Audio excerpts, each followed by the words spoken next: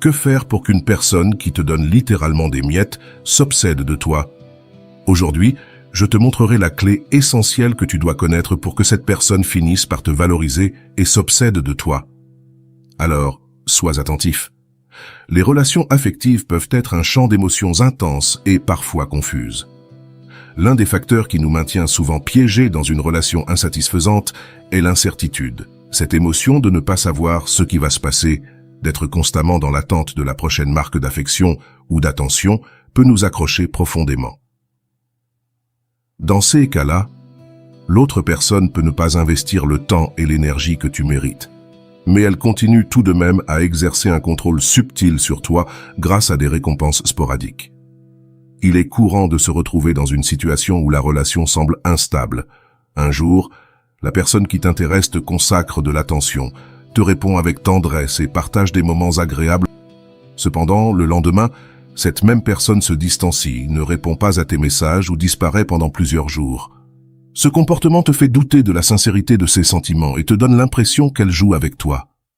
Malgré cela, tu te sens incapable de sortir de cette situation, car tu attends, au fond de toi, cette prochaine preuve d'affection, cette petite dose d'attention qui te garde attaché à la relation. Dans ce genre de relation, le contrôle appartient presque toujours à l'autre personne. C'est elle qui décide quand se rapprocher, quand s'éloigner et comment gérer la dynamique de la relation selon sa convenance. Elle décide unilatéralement de ce qui doit se passer, te laissant dans l'attente et l'incertitude. Ce qui te retient, c'est la promesse d'une récompense future, un geste d'affection ou une attention inattendue qui survient lorsque tu t'y attends le moins. Cette dynamique te place dans une position de perpétuelle attente, comme un chien espérant sa friandise, tandis que l'autre personne continue sa vie sans se préoccuper de l'effet de son comportement sur toi. Il est essentiel que tu comprennes que cette émotion que tu ressens, cette anxiété constante face à ce qui peut ou non se passer, est quelque chose que tu expérimentes seul.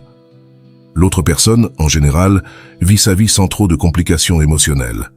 Il se peut même qu'elle ne réalise pas à quel point son comportement t'affecte, ou pire encore, qu'elle en soit pleinement consciente et le fasse délibérément pour te maintenir dans une position de dépendance émotionnelle.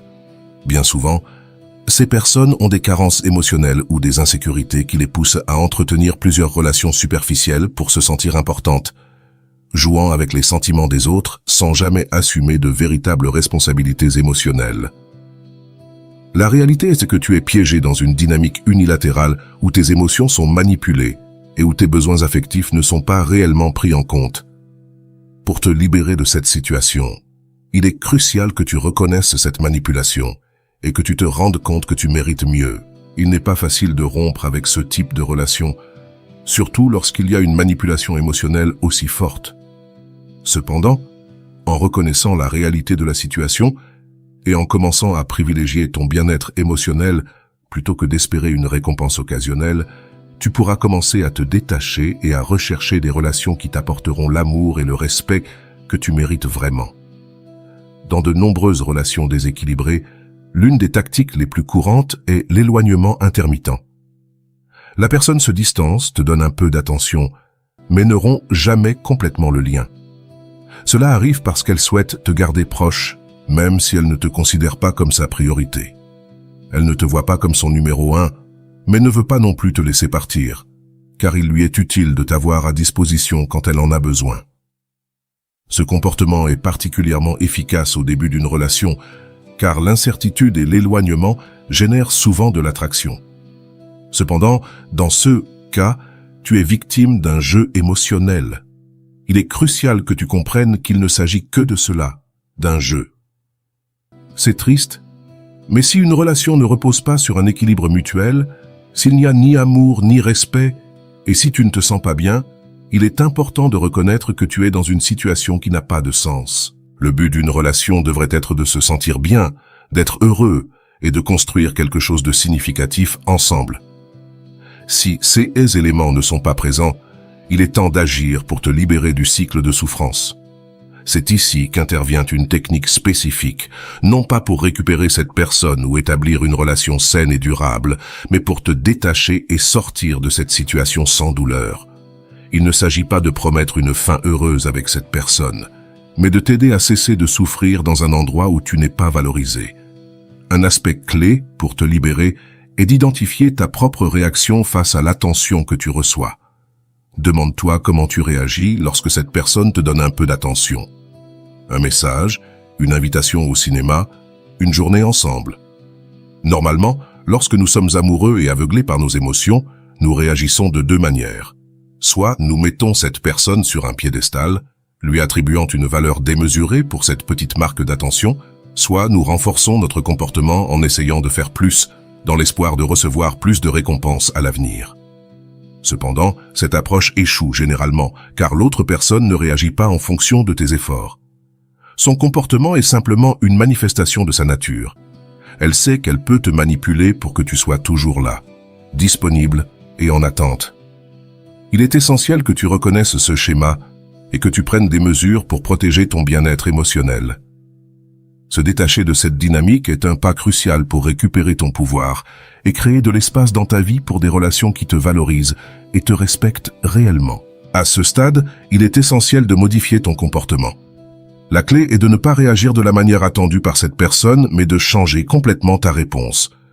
Ce changement est nécessaire pour que l'autre personne se rende compte que son jeu n'a plus d'effet sur toi. Il est courant de penser que l'autre personne ne comprend pas ce que tu ressens. Peut-être parce que tu crains qu'elle s'éloigne ou parce que tu crois qu'elle ne prend pas la relation au sérieux à cause de ton manque d'expressivité. Pourtant, c'est une erreur. Les actions sont bien plus éloquentes que les mots. Si, par tes actions, cette personne n'a pas compris ce que tu ressens, le problème ne vient pas de toi, mais d'elle. C'est ici qu'une stratégie cruciale entre en jeu pour te libérer de cette situation. Tu ne peux pas espérer que cette personne change d'attitude simplement parce qu'elle comprend qu'elle te fait du mal. Les gens ne changent pas, à moins qu'ils prennent pleinement conscience de leurs actions et qu'ils les ressentent profondément. La seule façon pour cette personne de modifier son comportement est de la déstabiliser en lui montrant qu'elle n'a plus de contrôle sur toi, que ta réaction a changé. C'est l'approche que nous devons apprendre et appliquer pour que tu puisses te libérer de cette dynamique toxique. Lorsque tu es piégé dans une relation toxique, le premier pas crucial est de retirer à l'autre personne le contrôle qu'elle exerce sur ta vie.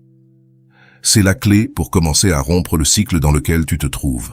Les relations saines reposent sur la réciprocité, mais dans une dynamique toxique, il est courant qu'une personne contrôle la relation en distribuant de petites doses d'affection, te maintenant piégé avec des gestes occasionnels qui ne font que nourrir tes attentes. Il est important de comprendre que la personne qui te maintient piégé dans cette dynamique est parfaitement consciente de ce qu'elle fait. Elle sait qu'elle doit t'offrir quelque chose de temps en temps pour maintenir ton intérêt, que ce soit un message affectueux ou un geste tendre.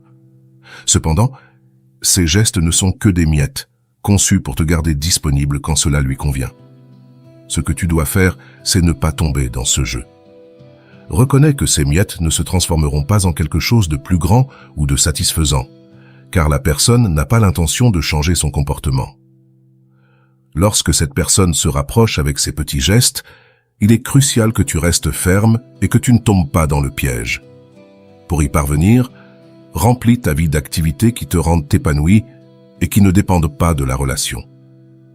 Si cette personne décide de t'ignorer ou de ne pas répondre à tes messages, ne réagis pas avec anxiété ni ne cherche des explications. Au lieu de cela, ne réponds simplement pas. Ou si tu le fais, fais-le de manière détachée. Affirme ton indépendance émotionnelle et montre-lui que tu ne joueras plus selon ses règles. C'est seulement de cette manière qu'elle commencera à s'interroger sur son comportement.